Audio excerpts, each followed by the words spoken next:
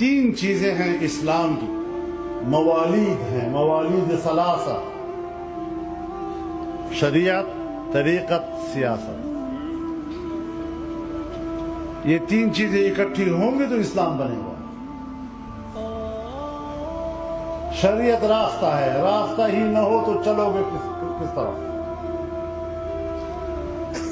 طریقت راستے پہ چلنے کے اصول سکھاتا ہے۔ راستہ ہو اور چلنے کا ڈھنگ نہ آئے تو سفر کیسے کرو؟ اور سیاست جب راستے میں مشکلات آتی ہیں تو مشکلات کو دور کرنے کا نام سیاست ہے۔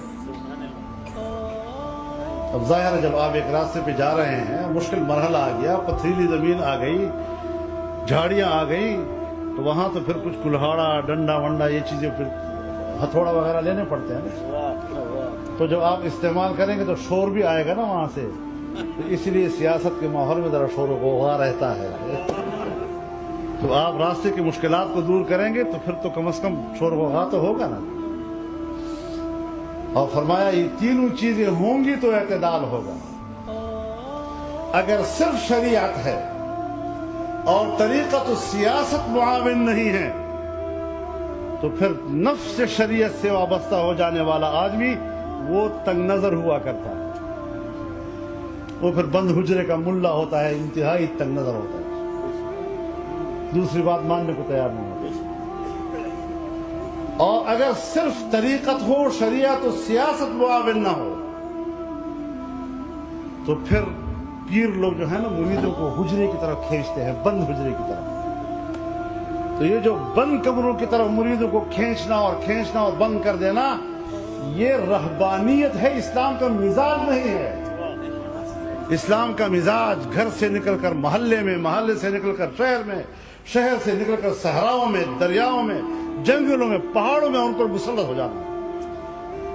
وَلَقَدْ كَرَّمْنَا بَنِي آدَمَ وَحَمَلْنَاهُمْ فِي الْبَرِّ وَالْبَحْرِ وَرَزَقْنَاهُمْ مِنَ الطَّيِّبَاتِ وَفَضَّلْنَاهُمْ عَلَى كَثِيرٍ مِّمَّنْ خَلَقْنَا تَفْضِيلًا۔ یہ مزاج ہے اسلام کا۔ لہذا صرف طریقت اور پیری مریدی یہ آپ کو کھینچتی ہے بند حجروں کی طرف، جو رہبانیت کی علامت ہے، یہ اسلام کی مزاج سے مطابقت نہیں رکھتی۔ اور اگر سیاست محض ہو اور طریقت شریعت اس کے ہمراہ نہ ہو تو پھر تکبر اور نخوت پیدا کرتی ہے۔ نرے سیاستدانوں کو دیکھو، سب متکبر ہوتے ہیں، مزاج میں تکبر آ جاتا ہے، ہم بڑے لوگ ہیں، تکڑے لوگ ہیں، یہ ہے وہ ہیں، اقتدار والے ہیں۔ اس اصول کی بنیاد پر ہمیں جامعیت اپنے اندر پیدا کرنی ہے، اس پہ جوڑ پیدا کرنا ہے۔